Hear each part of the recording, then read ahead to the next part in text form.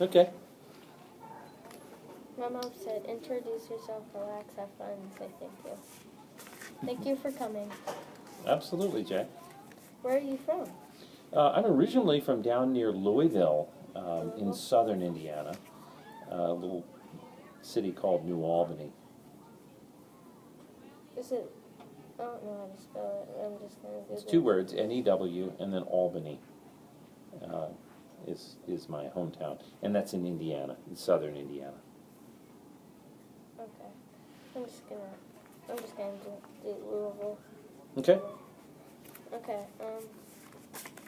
If you moved, why did you move to Zionsville? You know, I came to central Indiana because when I was teaching in southern Indiana, it was difficult to keep teaching work. They kept laying off teachers. And so I came up here and actually ended up working for the university. I wasn't in teaching for a number of years. So I worked in public relations and media relations, radio and TV, for IU and for a hospital. Okay. Do you have kids? I do. I have three. I have a daughter who's 26, a daughter who's 25, and a son who is almost 12. 12? This one is 25. So three, 2 girls and a boy. Okay.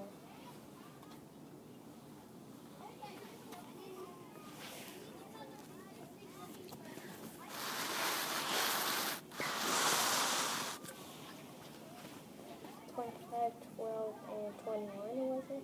No, 26, almost 27, and 25 in a couple of weeks, and almost 12. Okay. Is this your first job? No, this is actually my second job as a superintendent. Okay. What do you like best about your job? People. People. I have to do a lot of stuff that I don't like, that is about money and, you know, making sure that we have enough funding to keep the lights turned on and all of that. But I like the people work of making sure that we have good teachers for great people like you. So the times I get to meet with kids, that's most fun. Okay. My mom pulled up a video for me to watch with my dad on it, and he was talking about how good the Zionsville schools are because they're the best in the state. Was that me talking? Was I on the video? That was my dad. Oh, I see. Oh, yeah, well, sure. I remember he did a video for us when you guys first moved here. Yeah. And he was very, very helpful, and that video still plays a lot. It does? It's actually connected to the bottom of my email every time I send an email to somebody. So your dad has been seen thousands. He's a star. He's a star. He is. Dad asked me one important thing. I think I'm on hardest or important. What's that now? Did I ask this question yet? What's the most important thing about my job? Yeah. Well, you know, you said, what do I like best about my job? And it's kind of the same. What's the most important? People. Because what we do is we try to give you experiences that will help you be able to do anything you want in life. And one of those is meeting people and looking them eye to eye and asking questions. So this interview can actually help you maybe interview for a job later, something like that. Because meeting people is really, really important. Being able to do that. And it's sometimes fun. Yeah, it can be really fun. Yeah. What's the hardest part about your job? People. See, isn't that interesting? It's the most important and it's the best, but it's also the hardest part. Because they sometimes ask questions that you might not know or something. Well, I mean, I can find out stuff if I don't know, and there's a lot of stuff I don't know, and I have, you know, luckily a lot of people who work for me or a lot of people in the community who know stuff, and I can go to them for that. But it's mostly that, you know, just trying to get everybody to get along and do things that are good for our students. That's hard. What makes the Zionsville schools better than the other ones? Isn't it interesting? It's going to be the same answer. The people. It's true, though, Jack. It's true that the people who have parents like you have are people who come to school and they're ready for school, and then we try to hire good people to work with you so that you just everything keeps moving forward in a positive way, and then you have parents who stay involved in your education and your schools, and that's what, so that wheel keeps turning and it makes things great. I think another thing about it is that they have the convos and they talk about having responsibility. Don't be mean to other people, and be honest. And do you see that those are the same things that your mom and dad have been teaching you since you were a little kid? And so that's in perfect alignment with what our schools and our community really need, and it's in perfect alignment with a great nation as well. When people are kind to each other and they do things that are good for most people, So those are values and things that we all hold in common.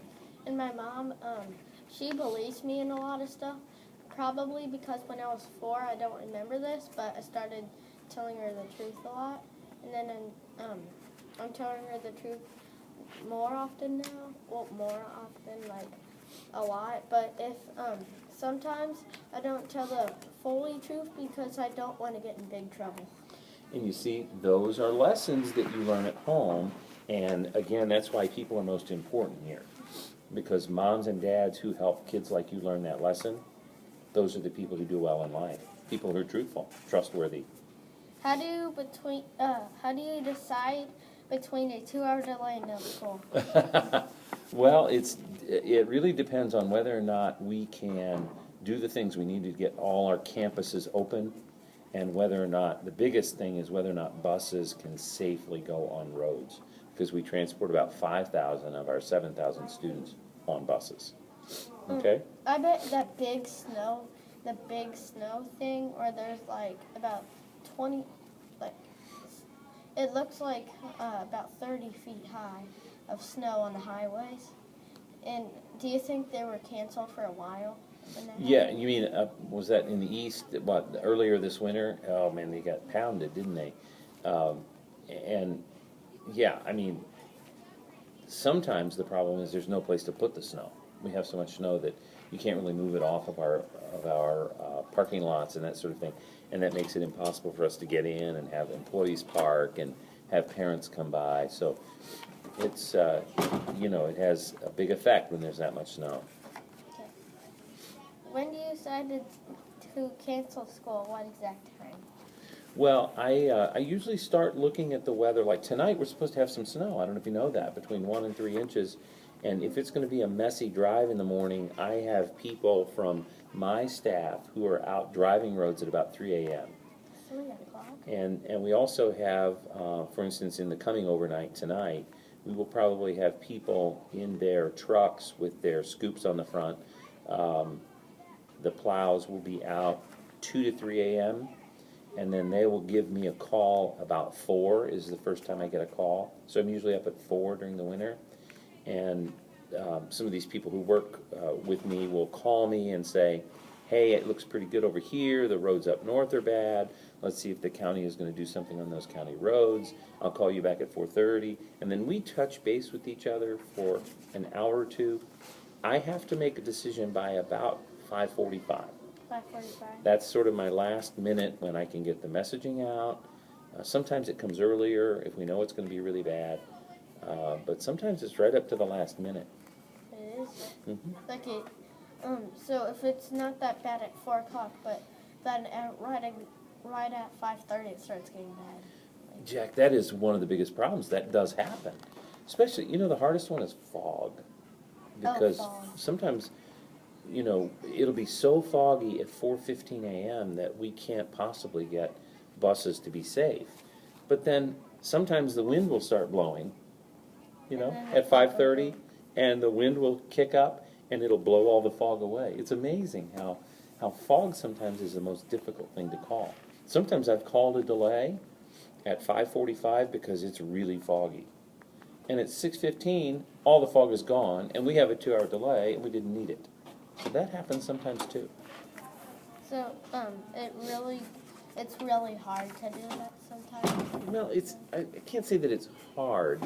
It's not like a really, really tough math problem.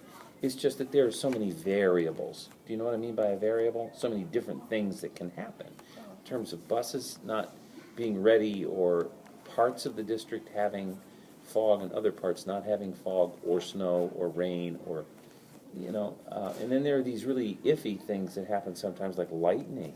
If we have a big lightning storm and it doesn't look like it's going to let up, I don't really want thousands of kids walking out to a bus stop in the lightning. So it's not that it's hard, difficult, wow, this is a tough thinking problem. It's about trying to balance all of the needs to keep people safe. And sometimes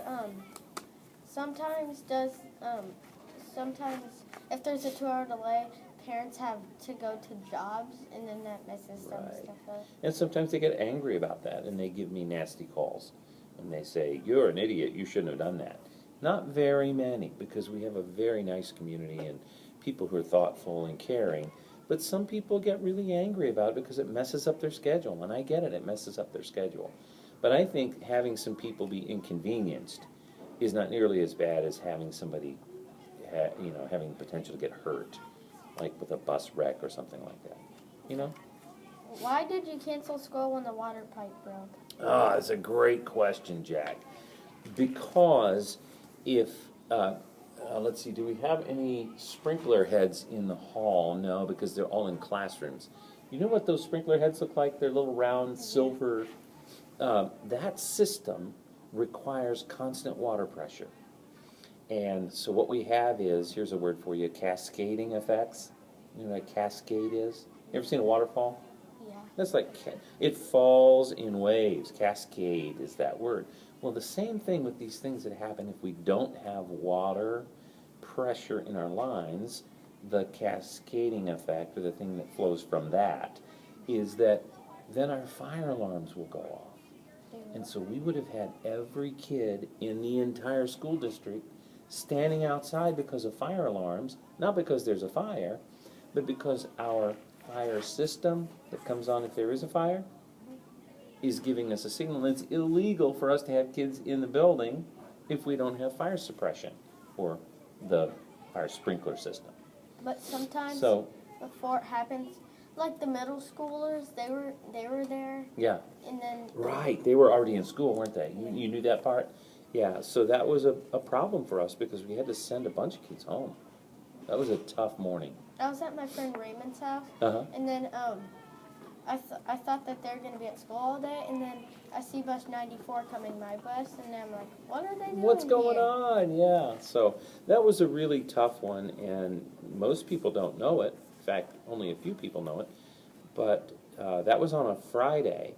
The next Tuesday, or was it Wednesday? Tuesday or Wednesday, we had a power outage at ZMS, the middle school up the street here, and it happened at 5:50 a.m., so 10 till 6, right?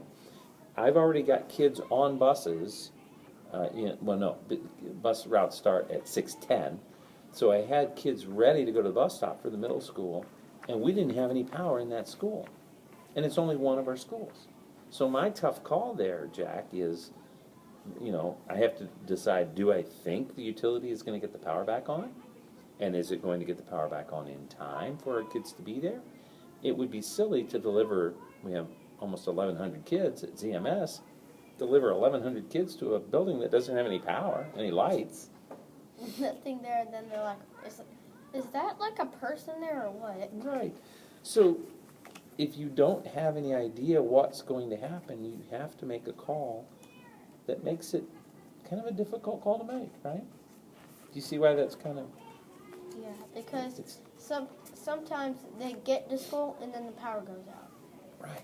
Exactly. And if it's going to be out for a long, long time, then we're probably going to end up sending kids home. I remember here when this one day where when I was in first grade, the fire alarm kept on going off. Yes. And I was standing outside all day. And do you know what that was about? The water pressure? It was about the water pressure. Yes, sir, it was. So back to your question about the water main break. When I couldn't get the water utility to tell me and make me trust that it was true, that we were going to have good water pressure all day, I chose to not have a school day because I thought you'd have to stand outside most of the day. Now, it turned out that they got a pretty quick fix on it, and we did have really solid water pressure by about noon, but still you would have lost half your day. Oh. So, but you know, when you don't know what's going to happen, you have to make a guess. So, all day, did we go home like 2 hours early or something? No, we didn't even come to school that day, remember? Elementary wasn't even on the bus yet. We sent home some of our middle school, you were at Raymond's that day, right? Yeah. So, you guys didn't even come to school. Yeah, we didn't. But when I was in first grade, when we were over there waiting for the water pressure to go back on, did we like go home 2 hours early or something? I don't think we did an early dismissal that day.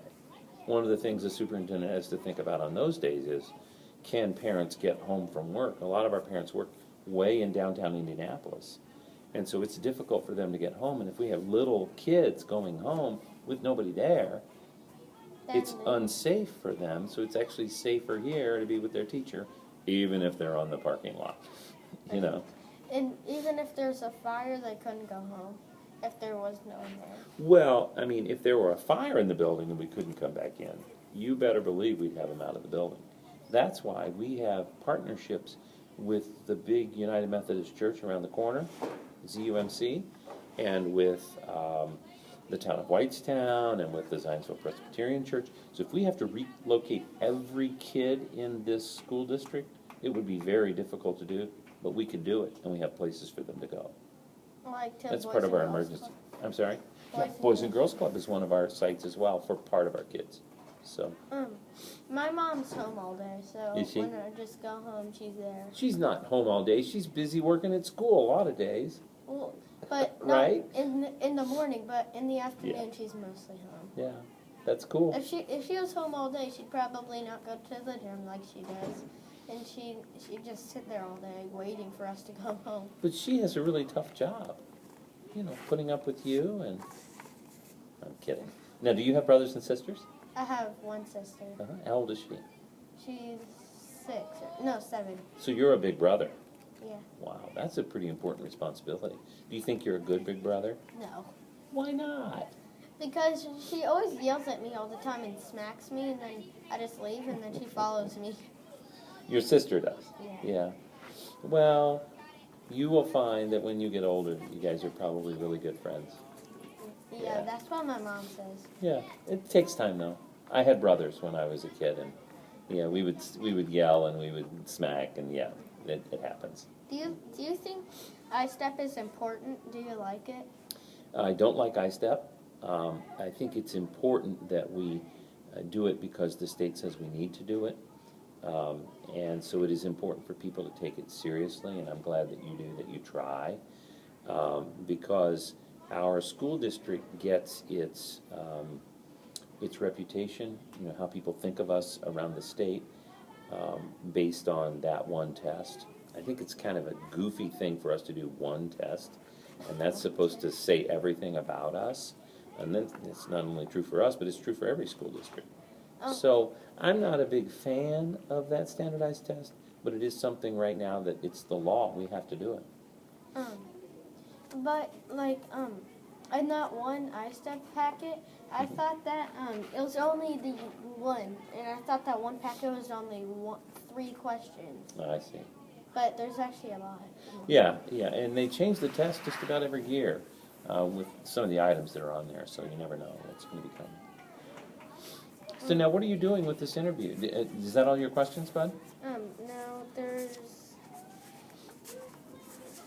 Oh gosh.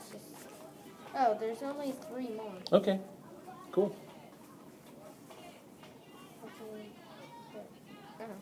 Okay. What was your favorite subject in school? Oh gosh, I was a really good math student, and I think the thing I liked the most was writing. That's what Mrs. Luthers is, my tutor. She likes writing the most, but I like gym the most. Oh, well, I enjoyed gym too. I really liked that as well. In the pedometers, I have a fuel band, Right. and I can restart it before gym. Right here on my phone, I have a pedometer. So when I'm out walking around schools, I get my steps for the day. Trey Martin has one, but he can't wear it in school. He just on like Saturdays, Sundays. He wears it. I see. No, he doesn't wear it. It's in his pocket. Okay. What is your favorite Zionsville restaurant, and what's your favorite food? Wow, that's hard because we have so many good ones. I love everything from, Greek's pizza, because I love pizza. I don't know any third grade boys who don't like pizza. I think we're gonna have Greek's pizza for lunch at school today. I love their salads and all that. I like Noah Grant's because I like seafood and some of the things they serve. Gosh, that's a hard question. And there's my favorite restaurant. There's so many. I think it might be. Oh, I think they're about to leave. Oh, are they? They'll be noisy for a minute. They won't hurt us, I don't think. What else you got? Hey, Kyle, how are you? Great.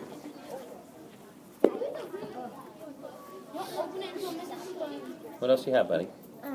What is your favorite college sport? Basketball and football. Oh, wow. Hi. Well, I think I better say Illinois, right? I went to IU and I went to Purdue. I guess something you don't know about me is that I refereed high school and college basketball for 20 years. 20 years? I did. Wow. I refereed a lot of college basketball, and I kind of got tired of it. So I'm more of a football fan now.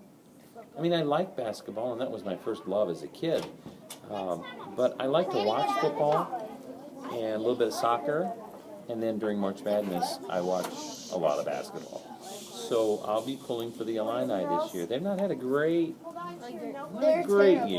Not a great I think year. the students messed them up this year. Oh, you think?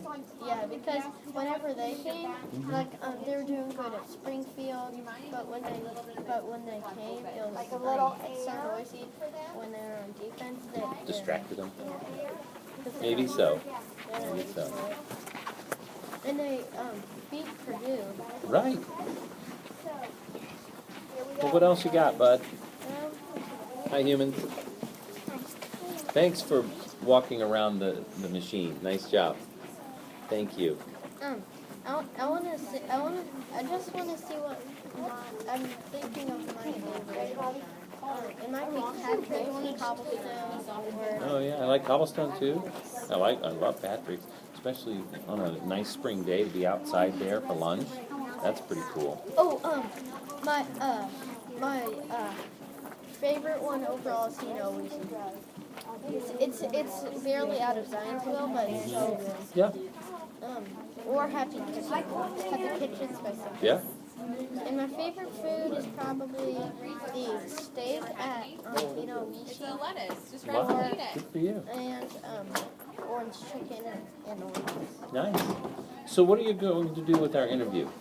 I'm going to do a persuasive speech, and I'm going to say why you should compliment me. And that is so nice. Thank you very much. You are to be complimented for being a student who is conscientious. Do you know what that word is? See, you can get these words on your iPad, and then you can look them up. Conscientious. Write in a series for the definition. Right, and cascade. We talked about that because there are so many cascading aspects of the decision to call a school delay. So, And maybe it might be hard to, if you call a cancel school, it might be. it's tough, yeah. But I appreciate your interest in praising me. That's so fun. Thank you. It's really kind of you. Thank you for coming and have a good day. Not a problem. Have a good day, Jack. Oh yeah, I forgot. I had these leftover things. Are there more questions? No, No, they're, okay. they're just leftover things. All right. All right, sir. Let's cancel this thing.